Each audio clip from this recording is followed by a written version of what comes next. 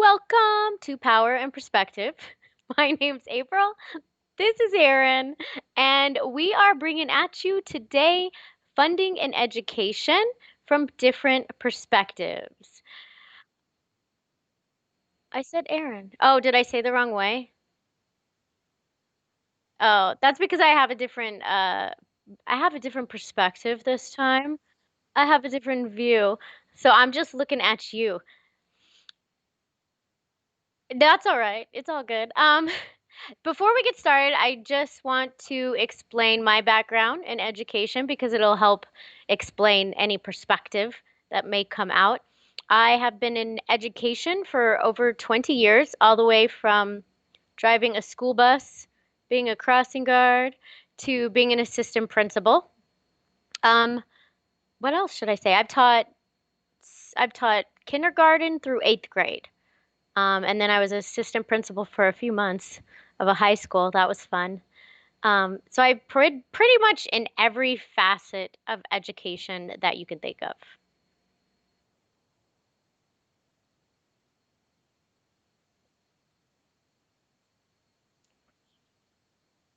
Aaron's a good student.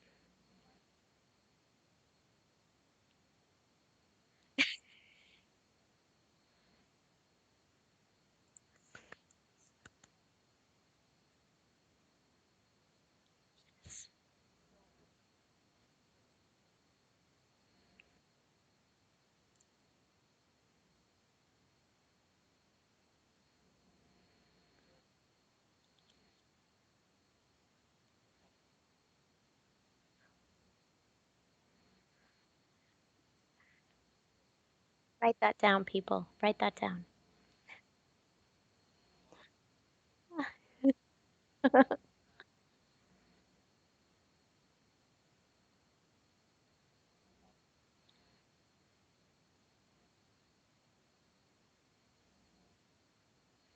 What do you mean?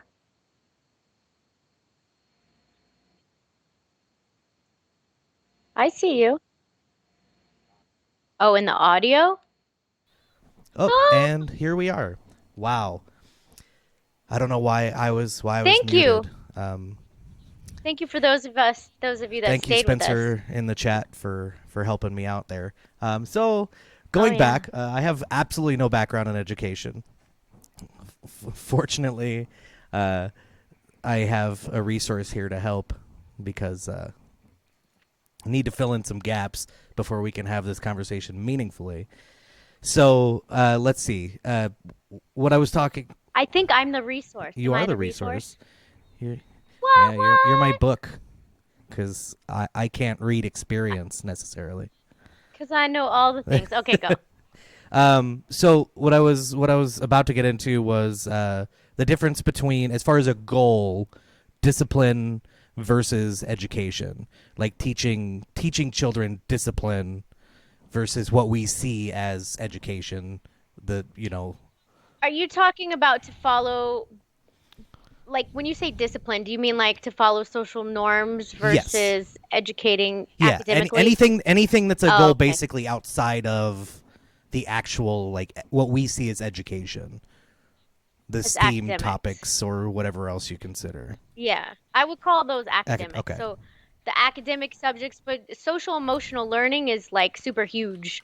Like, you know, as every industry, we have the like those words that like cycle through. And right now, one of them is social emotional learning. So I would say that um, there's also a lot of that in there as well. But are you talking about, I don't know, I'm trying to get where you're coming from. Are you coming from like, are we just training children or are we educating Like them? so. Eventually, what we're gonna get into for this episode is how we fund schools, and obviously that Uh-huh. there's, like, with No Child Left Behind, like, a lot of that stuff comes down, like, from the top. Um, how Yes. much of the focus is on things that are not academics from a top down Oh, uh, perspective? from you like from a teacher perspective. Yeah, like Like if how I'm much in the of that is pushed classroom. onto you, like, this is what we need to do. Oh, almost. So, I'm probably not the best. There are people that follow the rules, and then there's me. I follow the rules, but I make them work for me, right? So a lot is pushed from the for top this down. for the There's a non-academic lot academic stuff? for the non-academic stuff. Yeah, but not too far up. When you go non-academics, a lot of the stuff pushed down is school level, sometimes district Okay. level. Yeah, I would say a lot of like for example, I'm trying to like bring up things in my memory, but for example, right now, counselors having several uh therapists on campus is a big thing, right? So, and that comes kind of from the top. There's a lot of grants being made, federal grants being made to provide those Okay. services, which are Yeah, I non-academic. and I didn't come across any of that in my reading, so that's awesome. And I think, I mean, it's obviously important. It just creates a weird gap in the way that I think about education, because Right. immediately, as somebody who's not involved, you don't necessarily see it. You probably see it in the last couple of years of high school, as far as being aware of it and internalizing it. But past that, I mean, it's out of sight, out of mind, really, that it's something that happens over time, even if we didn't have schools. Like, people have to learn in their families and, with their peers and everything, the same stuff, and, from jobs and Yeah. everything else. Um, And I think that as a teacher, if you're talking on the teacher level, regardless of what's being pushed down, most of my job as a teacher has nothing to do with academics. In my view, as a okay. teacher, there are a lot of other teachers, probably when I would think the higher you go, like in grade level, the more academic, not obsessed, but Focused. academic high. I want to say a little bit more than focused, like because you're still focused on academics in the lower grades, but you're training them to be members of society, members of the Yeah. school, right? And you're also hopefully, like in my class, when I taught, for example, when I taught kindergarten, my biggest thing was I want you to know how to think. That's it. Like I want when a problem is presented to you on a kindergarten level, you can think it through. Like, what's my next step? What resource should I use? Things like that. Like that was my big push. A lot of elementary push teachers also push like I want you to know you're loved and valued. And so they work on that a lot. And they use academics basically Oh, to teach that's that. actually interesting. Because I will admit, part of my bias, that I will struggle to get over in any conversation about education is federal involvement and kind of the idea of centralization of planning. I'm against that. So it's hard for me to think about things. But when you were talking about that, it became somewhat clear in my head why communities need to be more involved specifically. And obviously this comes from my bias initially, but as far as what their students need, because if there's a community where they're not getting something at home, like all of Hmm. that, the self-esteem stuff and everything else, that becomes part of the education process, where in communities where they're getting a lot of that at home, it may not be as central to what's going on. Yeah. Huh. And you can see that a lot. And even like as you were saying that, like what they don't get at home. So like food, right? So like a lot of the education system provides nourishment for kids, not only because they need food to learn, like you need to be in that right mind space. Um, and when you talk about federal, like across the board, like mandates or like requirements, and it makes me think of Las Vegas, and I might be messing your questions up here, but it makes me think of Las Vegas where we're super transient, right?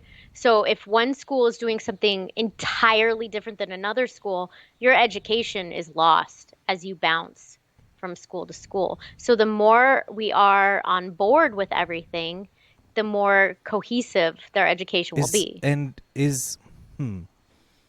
And that's is that positive? If everybody's flat, if we create, we're if as you just like with the globe, when you stretch it out, you have gaps that you need to fill in. As we standardize everything for each individual student, there will be bigger gaps the more.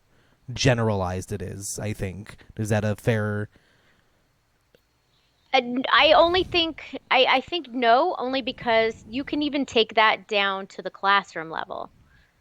Like, so take what you're thinking and even let's say put it in a school. That might be easier to think of. I have a student who in my eighth grade class is reading on a third grade level, but I also have an eighth grade student who's reading on a 12th grade level in the same school. But we have to have some sort of school-wide guidelines that are the basis of that. Does that make sense? Like, so then as a nation, we can still have like it's like an outline, right? These are general guidelines. For example, it used to be sixth grade you taught life science, seventh grade earth science, eighth grade physical science, Okay, right? Well, if one school does that, but the other school does it like opposite, and a kid is transferring schools, so it doesn't hurt a kid to have an outline of what courses they're gotcha. taking And I when. I totally Like was that. not thinking about academics when this whole thing Oh, started. When you were talking about when we were talking about things that they're not getting at home, and you were talking uh-huh. about them jumping between schools, and I was thinking about a disjointed Okay. education in the non-academic side. But But even how do that, you if it's even if you're that. compensating for something that's missing generally in a community, how do you Mhm. standardize and prevent issues with school jumping? Because I mean, theoretically, we're gonna have the same problem if, say, if you have a kid and you move from here to New England, that actually having that gap bridged is gonna be almost impossible. Theoretically, I don't know anybody who teaches in New England, but No, either do I. But you mean social emotional side of things. Yeah, yeah, because every Okay. expectations are going to be different. People's personalities are different. Like the entire community's personality is going to be different. And it's about, and I look at it like as long as like the schools, and I think this is again where federal mandates come in. You're mandated to have enough teachers for like a certain, although that's not a federal mandate. Most mandates in education are state mandates, not federal Okay, mandates. that's good to know. Most of it comes from the state. Um, so that state, and this is a good example. So if that state, so if New England um, doesn't have a student teacher ratio and they move there and it's like 50 kids in a classroom and they came from somewhere where there's like 10 kids in a classroom, the first thing that is going to lack is social emotional learning, in my opinion. That's opinion, not Okay, and fact. I'm not sure if it's a topic for this episode, but I do kind of I would like to learn like have a conversation about strategies for bridging those gaps as far as like in when I was thinking about it about everything being more flexible, like instead Yeah. of I mean the grade system, I mean having some kind of structure is obviously necessary, but I also think that we probably see some deficiencies as far as trying to I, classify and learn to that type of system. I think we've reached, like, we've come into where we talk about antiquated Okay. systems. Really is, I think, what it's come down to. Making strategies and whatever, like how far can we go in a system that was created like in the 1800s? You know what I mean? I mean, little changes have been made, like we work in teams instead of like all face the front and things like that. But really, like you said, more flexibility. When you said that, it makes me think of like Montessori or something like that, where it's all tore up, right? The system as it is. I didn't realize that that's what Montessori did. To be completely honest. Well, Montessori is like you go based off of it's there's no like first, second, third grade. Like you learn the skills and then you move to the next level. And then you like learn those and move to the Okay, next so you level. can better address deficiencies and skills because you're not trying to Yeah. focus on the grade level. Okay. Well, we're Yeah. gonna have to. I mean, we're gonna have to make do a whole episode about that, because that just leads to more questions that I don't want to. I don't want to get off on a full tangent on. Um, Derail. I have to say this because I have Facebook on over here.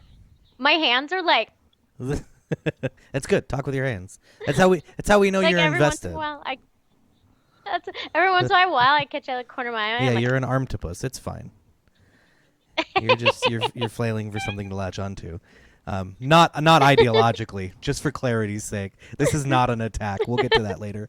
Um, he'll attack me later. Stay tuned. That was like one of those lure things. yes.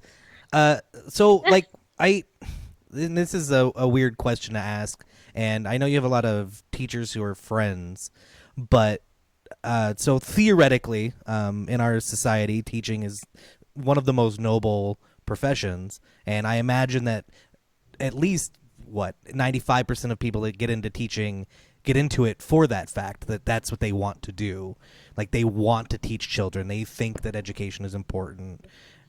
I did it for the money, but yeah, most people do it for That's good that we that. get your motivations out of the way. In case anybody was curious, she doesn't care about children. Nope.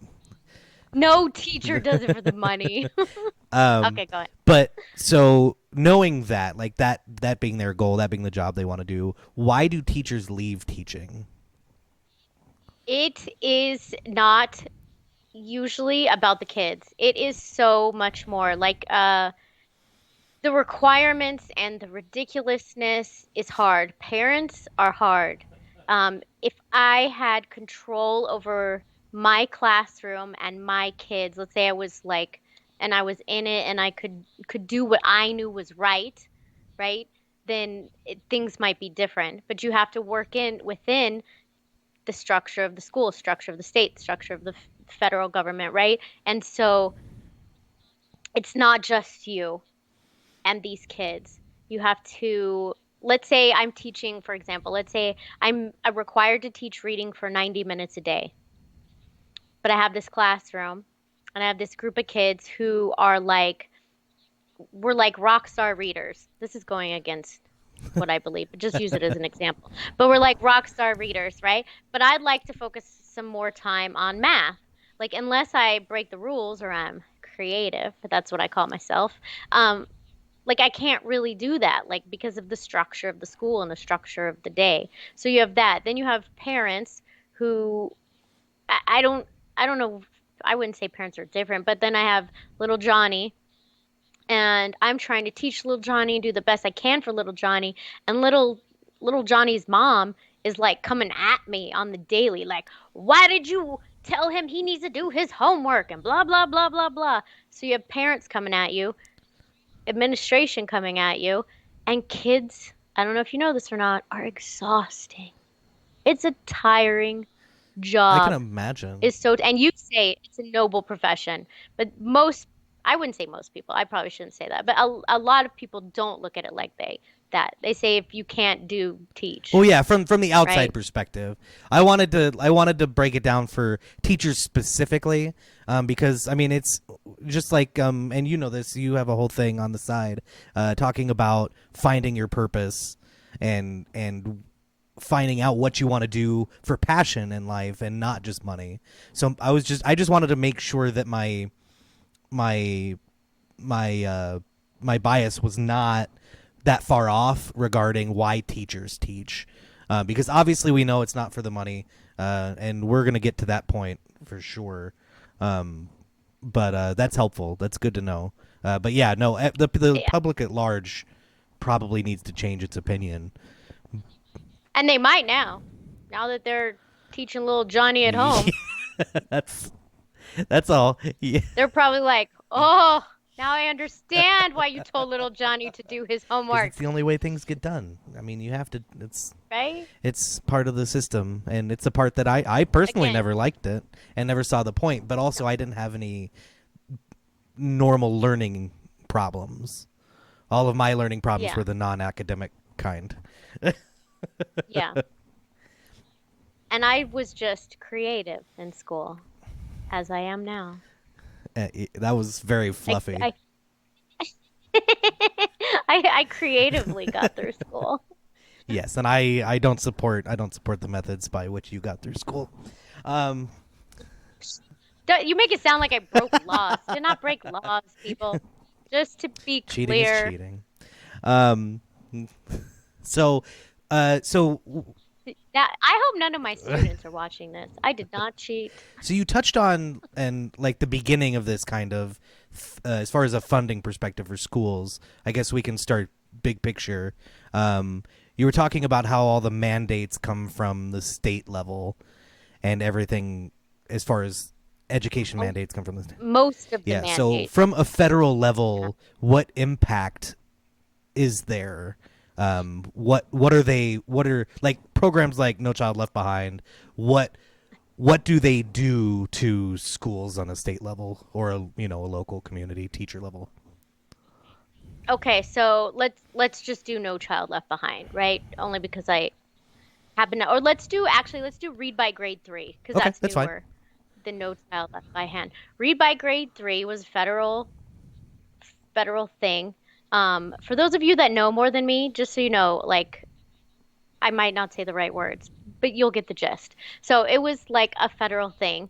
And what it meant for a school I was at was that for, is Read by 3 state or federal?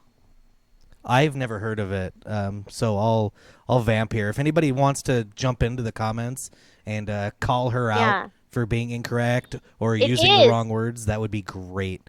I would love that. Peeps, Sorry, go ahead. I already looked it up. It's state. It's state. Read by Grade 3. So let's go back to No Child Left Behind. I think Read by Grade 3 was created by the state because of No Child Left Behind. So the state says this is what we, or the federal government says this is what we want to see. And then states are then left up to how to do that. Okay, so they don't create infrastructural demands. They just Correct. create end Correct. lines. So they Yes. put the yellow tape up for somebody to run through, and your job is Yes. to, well, from a state perspective, is to get them far enough through the race that they can Help actually that. do Yes. the fun part. Yes. Okay, and just for clarity, if they aren't meeting those requirements, like if the students are not reaching the end of the race, so to speak, does that affect funding then from the federal government Yes. to the On a state. states? That I don't actually know. I know for sure that it affects school funding from the state because you have to meet a certain what we star level to receive the funding to stay open Okay. even um, by the state. But I don't know if that affects funding from the federal government. I do know that um, most education funding is from the state, not from the federal government anyway. Okay, that's good to know. I didn't actually realize that as I was looking into the DOE and stuff, and trying my damnedest to break my anti-establishment leanings, which are very it's a very difficult thing to do. But that's interesting because when I was reading, like they were focused on that the DOE originally was, or the what was it, the common school system was focused on training Okay. for factory work. Yeah.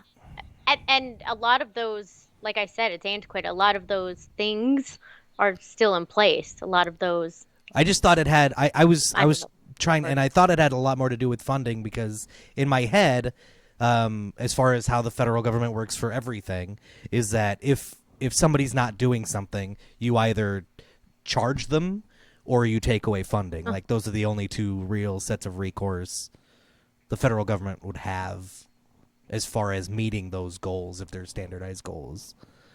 So that's interesting to know. There's not a Yeah. lot of that going on. Yeah, because it says like so it's increased lately federal funding for education, but it's still just a small portion compared to the state Okay. funding. And then, so my next question is, I guess, and you may not have any perspective for this, but so for those meeting those federal goals, obviously people have to be hired on the state level and everything else to administer the determination as to whether or not those goals are being met. Is that a significant Mhm. force of people to manage the federal expectations? Do you know? I don't know because now I don't know federal I know it's a lot of nitty gritty stuff. it's I'm well we because have I don't know Title what's 1 going and on. Title 2. So Title II, for example, are it's the ESL population, English as a second language. Um, and there are mandates, but I don't know what's state and what's Okay, federal. and that's fine. I was just curious. I'm trying to break down how, like, the funding of schools, just in my head. Yeah. And the issue, like, theoretically in my head with most of it coming from the state, it was talking about the whole idea of public education very specifically, is that is Yes. filling those gaps that we were talking about, standardizing for mobility. So if people move, which is inevitably going to happen, how we fill those gaps across state lines. So across state lines, it's going to be more significant because if all the funding comes from the state, that's probably largely where the regulation is coming from, I imagine. Okay. Yes. Yes. That is where the So regulation yeah, a comes whole other from. conversation. I just wanted, I wanted to get that funding point out of the way. So, and mostly what you know about then is Nevada specifically, right? Well, and with regards, I know some like about state funding on the state Okay. level and state mandates. Yeah. But I know some of that is kind of determined, and probably a lot of it is determined by federal level, but they give the states leeway to how to accomplish those Okay. things. And yeah, I mean, I think that's important. Like I said, a whole other conversation. But so those state mandates, do they act more like in my head the federal ones do, where there's a certain amount of funding, and if you're not getting the results that they expect you to get, that you lose funding then? Yes, yes, you lose funding.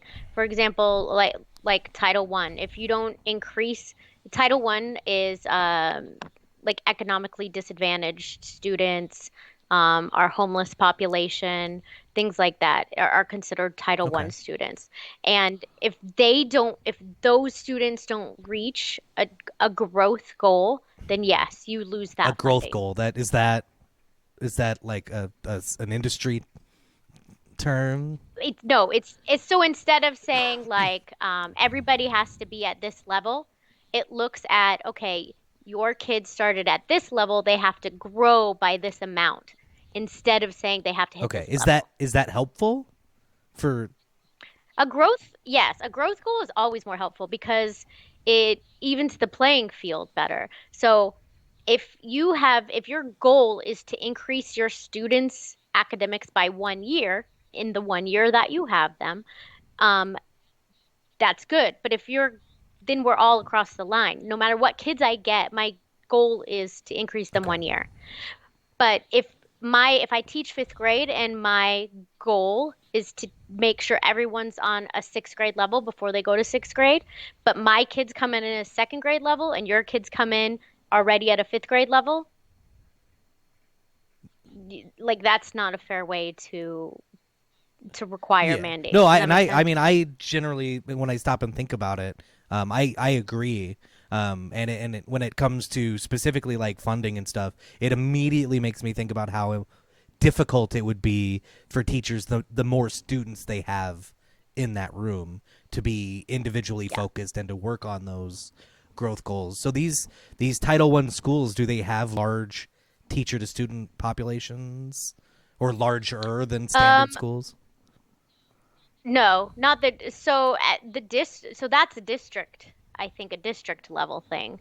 But because Las Vegas is so big, I mean, because Las Vegas only has one Yeah. district, like, and so actually not just Las Vegas, entire Clark County and a couple other counties are the Clark County School District. Um, so what was your question? Teacher to student ratios in these Title One Oh yeah, schools. so that's Clark County School District is the one that like sets those requirements on what that looks Okay, like. so for meeting these requirements, and this is going to be a redundant question because I thought it was a conversation we were going to have before about, and you may be able to speak to this from a charter perspective as well. How much? So as a school administrator, um, how much do you deal with those administering those standards to ensure you get that funding? That's all you do. It's about getting your money. Okay, so from a school district level, I imagine this starts to scale up because the district theoretically is all administration, right? Um, Yes. Yeah. Theoretically, administration or support okay, staff. and that's facilities and things of that nature. Okay, hold Yes. on, we Yeah, have a yeah. question.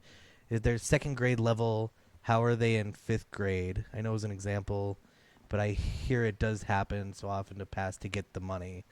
So how do people end up It's getting not, elevated to grades that they don't belong in if they don't? and it's not, it's usually not about the money. It's about statistically, because it's, if it was about the money, you would keep them in second grade because you want to make sure that they do well on assessments. That's a whole nother conversation, but that's how your growth is determined on state assessments. So if it was about money, it would be better to hold that student back because next year they're going to do even better on the assessment. So how is it that Does they that get make pushed up? It makes perfect sense. They get pushed up because statistically it's shown that retaining students does not help them academically. And it actually Hinders the other. insert in a lot of situation it hinders the other. It hinders the social emotional status of the student. Now I just want to make a point that I don't always agree with this. It is not a one size fit all, and you should not make mandates about not holding students back across the Yeah, board. I'm not gonna Just disagree. I think mandates are. I feel like mandates are dangerous. When I was thinking about it, I was thinking about how we can federally standardize by maybe providing tools, but not necessarily having funding attached. Like, so if the DOE's job was to say, this is what we should be doing, and this is where everybody comes together and think this is how we should be doing it. Here's a guideline to meet all of the standards that we have, and past that go nuts. Like, this is what you should be doing. And if, especially if we talk about, and this again, whole other thing, school choice, is that people can assess, teachers or teachers and students can assess whether that they're meeting those standards provided by the federal level. And like I said, it's just an Yeah. outline, right? It's just an outline of it basically minimum requirements or minimum like things that should be happening, Well, I I imagine, guess. and this is hopefully helpful because it's from a completely ignorant perspective. From a parent's perspective, it seems like the greatest issue would be ignorance as to really all of everything that we're talking about. Like, not really having a firm understanding of what it is that actually happens in schools. Because for a lot of us, it was a long time ago, and things change rapidly. Um, Yeah. Well, and most parents, I would say, are not that they don't care, but it's out of their realm of thinking. I send you to school, you learn, you come home, you do homework, the end. So from a federal perspective, do you think it would be we'd be well served to have to develop like a some kind of structure like A that structure. and provide it to everybody so that everybody has a better idea of, even if like some people say their school isn't good, right?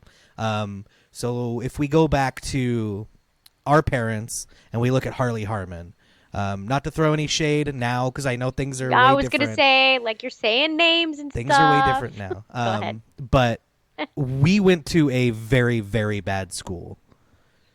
You went to Oh, a very bad school. I did not oh, go to you didn't Harley go there. Harmon. Okay. No. So most of the kids that I was with were far behind me. I got a lot of support at home, and I have a curious nature, which is super helpful when it comes to education. But it if from our parents' perspective, if it was just me, they wouldn't necessarily see an issue with the school as a whole, School unless is they were whole. in Yeah. somehow invested in it doing PTO or whatever else, and or my friends. So And then you look at that school though and you think, okay, so why was it a bad school? Is it because of the people that go there, the neighborhood it's in? They don't have like it's the education isn't valued. Do they not think of it? Do they have not an active PTO? Um, are, are are there a lot of older teachers there, like teachers who have been teaching a while, who don't want to change ways? Or are there a lot of brand new teachers because they can't get anyone to teach there? well, and I was when I was and just to take a step back when I was thinking about it, I was making that example to flip it on its head for bad students in a good school. Oh, So uh-huh. being the parents, so if your parents have a student who's lagging behind, to be able to see those standards from above, to be able to I see what you're saying. assess Yeah. the From a federal, from just a from non-ignorant that list. perspective, yeah, to have some way to Uh-huh. assess what their school's doing, so that if their kids are bringing home work and you look at the work and it kind of meets all the federal stuff, you can go, oh, we have a problem that I need to address with Yes. my kid, because the school seems to be Yes. doing just fine. And this outside of school choice, because obviously that's not a Yeah. full thing yet. Um, Yeah. but that's something that at least would take out the ignorance of parents, because I think that's probably a huge Yeah. issue because I have no idea. And Yeah. And that's where we run into the same thing. Like I just like you, I don't I the less government is involved in, the better because I think it's right, like super shady and who knows what their end goal is. But if there isn't that, then we get like super schools versus like crap schools, and we're talking about the education of our future, which is perpetual. Like if I'm in a crap school and my parents went to crap schools, I'm probably going to grow up in that neighborhood, and then you know what I mean? It's education is what gets you out of the situation you're in, and if those people are all still going to crap schools. You know what I mean? It's like a cycle that's continue, continue, yeah, continue, unless somebody intervenes. And who's going to intervene? there's nobody. Nobody. There's nobody to do Nobody. it. There's nobody to intervene unless there are Yeah, mandates. or unless the parents rise up, but that's a whole other thing. It gets a little too into what And in their politics looks like defense, these days.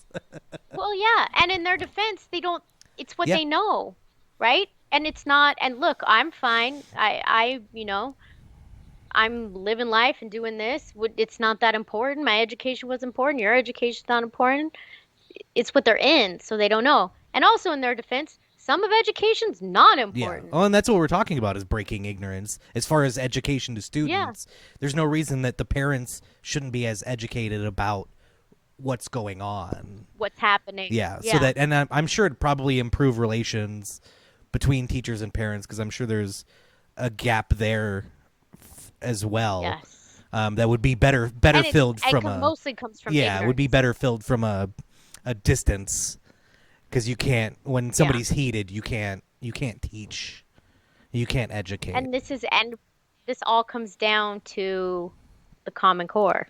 Some of it, Yeah, and I'm not sure all of I it. want to, like, That's I want to do an episode about Common Core, I was gonna say a whole nother topic, 'cause which don't I'm get me sure a lot started. of this will come up in, because I have questions about, yeah, I have so many questions that I can't, I don't have even the means probably to fill them in 50 years of reading.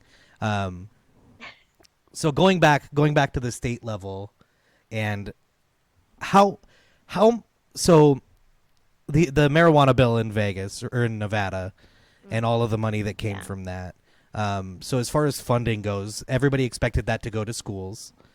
And as I think everybody knows, it didn't make it at least down to the teacher level. Did it go into I don't schools? even think, as far as I know, and I'm just saying what I hear, no, it didn't go into schools at all. Didn't go into the education Because they system at talked about. all. I mean, I know they talked about the rainy day fund, um, Yeah.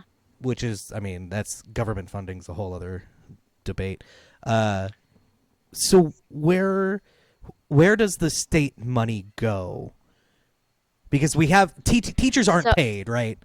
I mean, as we joked about that yeah. nobody gets into teaching for the money, which is a damn shame. No. But where the hell is all the money going? So now we come down to the stupidity and the governmental side, regulation side of things, right? So I was actually preparing for this time and listening to some TED Talks, and what it is if the when the money goes to the schools, let's start at the bottom. When the money goes to the schools, a lot of times it's earmarked. Like you can spend this money on textbooks. Okay. That's it, you can spend it on. Yes, we know that you probably don't even really use the textbooks and you just got new textbooks 3 years ago and like you realize that textbooks are primarily antiquated. But that doesn't matter. We're still going to give you $1 million And for those are probably all textbooks. old, built into old legislation. But probably, I don't know where it comes from. But it's the benefit, and this is side note, but it's the benefit of a charter school. Is because it's publicly funded but privately ran. So there isn't earmarked money. There's Okay, just so they money. get to breach that. Yeah. Because I think that must come from the district then, this earmarked money. But because the bigger and bigger an entity gets, the more structure it has to put in place because you can't keep Oh, your of hands on course. everything. Um, so from a charter school perspective, a charter school would be outside of the purview of the district, and so it's Correct. funded by the state, but is outside of the purview of the district. So if Correct. oh, that's interesting. So if all of this money is being It wasted has its by own the governing board. districts, okay, so you could just create another issue in that Yes, case. it and which has been Oh, done. It's the charter board authority. Um, and so they are basically the and district of the so charter because of the school. way that it's handled and the difference, and theoretically this charter board is not built into then all of these old district standards or anything else. Do you see a difference between them as far as how they're ran and maybe how flexible they are? Yes, because you're not, the charter board is looking for results. 100%. We're looking for results. They kind of like when we talked about the federal government, right? I'm looking for results. I'm not telling you how to get there. I'm telling you I need to see the Okay. results.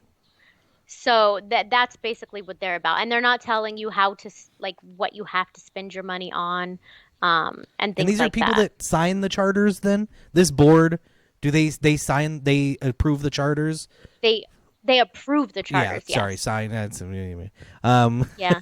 uh And they're a volunteer board of oh, so they don't get paid. people. The board That doesn't. They have interesting. staff that does a lot of the research Cuz and obviously the stuff school like board that. gets paid.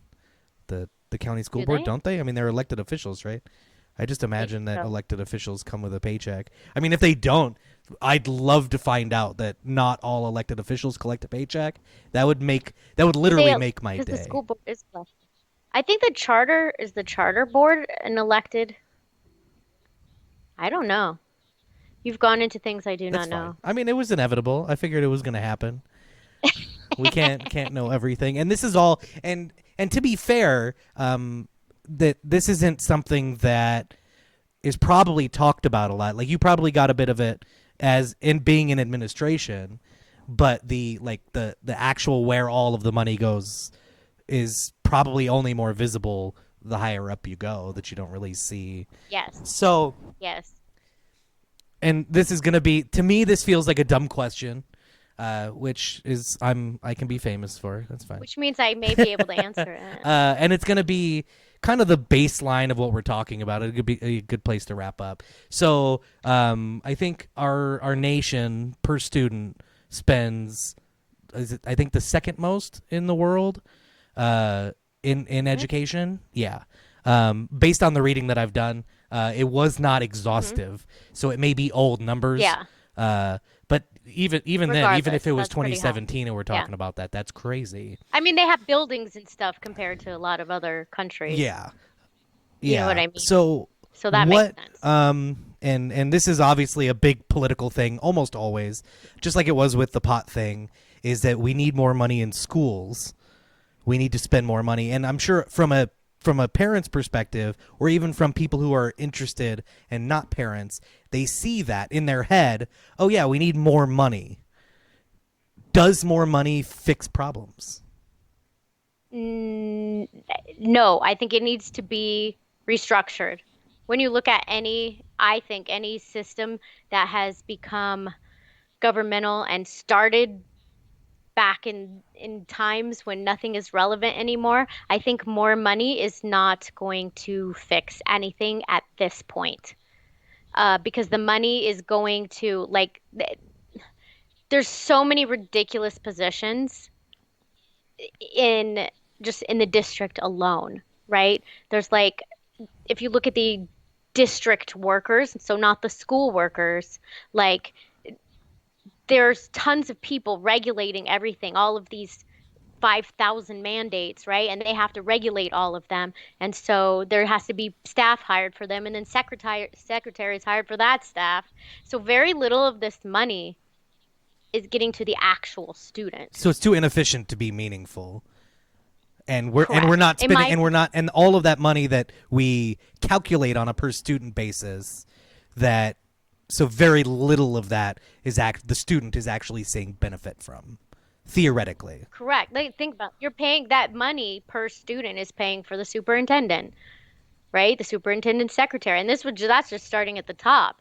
And then as you go down, the director of safety, the director of safety's assistant, the assistant director of safety, the you know what I mean? There's so much upper level staff that never I was about to say never touches a student, but don't touch students. Especially if That you're upper never level staff. That's that never directly affects a student. so we got a question. What do you think would be the linchpin that leads to overhauling the structure? And let me jump in first because I'd like to throw my bias in all of this. And it seems to be a wonderful topic. What if we just defund the school system? Is it money? Is that what it's gonna take, or how do we start this conversation? And not like us having this conversation, but how do we Yeah, make school districts and administrators start to have have this conversation? two things. One, when we first started when we talked a little bit about beforehand, and I assumed your opinion was that, there should be no federal funding for Which I schools. do My believe. first thought, my first thought is the kids that are in those places that this is all they get. Yeah, Going to school and and look at communities that as a whole don't value education and so therefore won't put much into their education. And we're talking about little people, right, who never get a yeah. chance without mandates. Um, Two, I, it could be me being negative. I just don't see that the people in it will ever see. So it's gonna have to be. I mean, and I say this I say this all the time about socio political issues. Is that real change happens on a generational basis. Like you need people Yeah, with their biases and expectations from a past time to die off, so to speak, and then you start yeah, seeing change as the yeah, people who have the I don't want to say more flexible because it feels disingenuous, but have a better understanding of where we are today start growing up and getting in power. yeah. And you think of that because they think in a box, right? Education doesn't have to be this box that you've made. And so to get out of everybody knows outside of the box thinking doesn't usually come very often, especially from super high Yeah. ups, right? You're not going to see because I'm good with status quo. My job is good. I know how to do it. I'm efficient at it. I got it down. Why Oh would I yeah, rock and the this whole boat? I mean, and to be clear, this whole conversation is based on the underlying assumption that everybody is acting in good faith, which is Oh yeah. 100% not the case. And I'd say there's less good faith the further up you go. But again, that's Uh, okay. Agreed. And I didn't That's move very far tipping my up. bias. And not as a person good faith. Let me clarify. Not like those people don't have good faith, but you get caught up in a system that is holding these requirements It's of you, interesting. right? That's why I got out. I couldn't I couldn't say that that was my requirement. I couldn't agree with the system saying this is what we need to focus on. Okay, so you have to. I. So if we want change right now, like the best thing, and this is going to sound dumb and kind of self-aggrandizing for us, is to start a conversation about it and to talk to people about it and to I mean, Yeah, if you're talking about it, you're doing something. I mean, that's why we started doing this, right? Uh, yeah, to bring different perspectives. If we brought a teacher on here, think about who goes into education. The people who typically go into education are people who are good at education. yeah, They they were good in the current system, right? I was a great student, right? I love school. I love everything it's because you're about school. insane. I would go to school forever if you just paid me to do it. But that's why I went into education, so why would I change it? Yeah, That's why it's hard to come from within a system that that's what they love and do, and it's hard not to think and that's that's right. interesting because I mean, I feel like, I mean, I spend a lot of time, and not just on this show, but a lot of my time is spent to learning.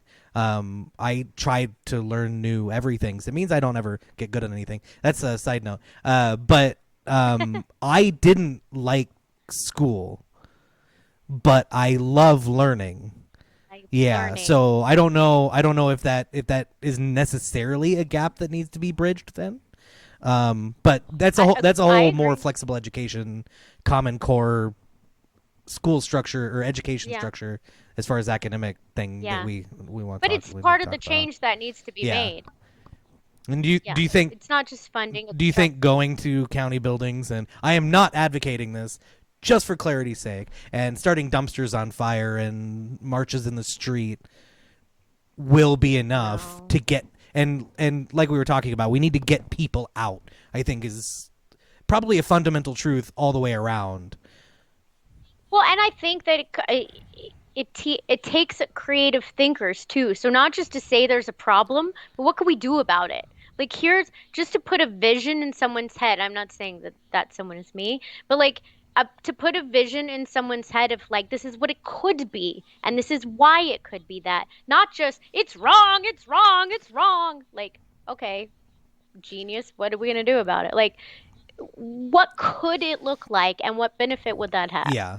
So and this sucks because I was hoping to get into this because it seems like part of the Part natural two. part of a progression of what we're talking about as far as people leaving and getting in new people and creative thinkers and people with power is I think that education might have a similar issue to law enforcement. Just to start some fires now, is that we have a public union,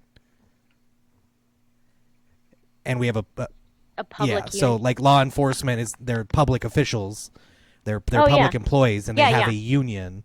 So the union is negotiating Hmm. with the government, which you lose some of, and there's a whole power issue Yeah, I'm not really there. union not Yeah, knowledgeable. we'll have to have that be a whole other conversation, because based on everything that I watched, everybody's issue. There were some teacher interviews that I saw that were talking about money, and I expected more of that. I expected it to go differently and not to reinforce my existing biases of public unions being evil. But it seems like, based on the research that I did, and I watched, like I said, Finding Superman or Waiting for Yeah. Superman on Netflix. Waiting for Superman. That's a good But the one. cartel specifically, the cartel documentary, I think it was from 2017. It's free. You can watch it online. They get into a lot of that, and unions seem to be the reason that we can't rotate through people. And, And again, unions were made for a good reason. And do we still need that reason? Charter schools don't have okay, unions. so you can just get They're not part fired. of the union. Yes, we don't renew your contract. Well, and how long are these contracts for? I guess is They're okay. 1 year Okay. contracts. And it's the reason why charter schools, in my personal opinion, the first charter school I ever worked at, Somerset Academy, Stephanie, holla. Um, it's every teacher there worked at 110%. Like if you're working at 100%, you're working the least in the school. And there's no other school that I had ever been at that worked like Interesting. that. But because they can hire who they want to hire and fire who they want to fire. Can they do merit? Like, are there restrictions on doing like merit based pay They did merit-based pay, but that's actually state. That comes down from the state, that we that you the can't have merit-based merit pay. based pay? No, that you can't, that you have Oh, to. okay. So that's a new thing, because a lot of Yeah, that is very And nice. I'll clarify also that the cart that the documentary The Cartel was focused on New Jersey schools specifically. So Yeah. it may have created some more And ignorance even that I don't know I need to address yet. but even that, even this, the whole merit-based pay thing has been a big argument for many, many years and has just started in Nevada to be a thing, to be like Oh, okay. So that's new. paid off. Okay. Yes. Well, it seems like we're going to have a lot more conversation about education and both the academic structure of education and We should get someone else for this. yeah, I Yeah. somebody we can piss off. Like that'd be great. I'd love to have somebody that we No, can. this is about empathy Well, and that's what I mean. humor. I wanna to Oh, piss diffuse. off Yeah. empathetically. Well, we if we can't Oh, if we don't have a situation to diffuse, like we're great. I mean, in case it wasn't clear, but and this is going to be different potentially because there's a huge knowledge differential between us, a huge experience differential where I have a lot to learn from what you're saying, and I don't have necessarily any opinions. Um, and most topics it's going to be reversed. I just want to clarify. well, that's good. I'll let you do all of the pre work then. The Um, interviewing. Oh, wait, what? so what do we say we were talking about next week before we get We too were off? going to talk about Oh yeah, voting. I mean it seems very apropos now Yeah, to get into not who to vote for to be yeah specific. Just why voting. voting's important, how it started, how it all works. And I'm sure we'll Yeah, probably clash at some point, and I'll get a little screamy. I hope, just so we can break it down. I mean, because if nobody's upset, we're not doing yeah. anything right. I, I will share some perspectives from social media that I don't necessarily agree with Yeah, about yeah, voting, to clarify.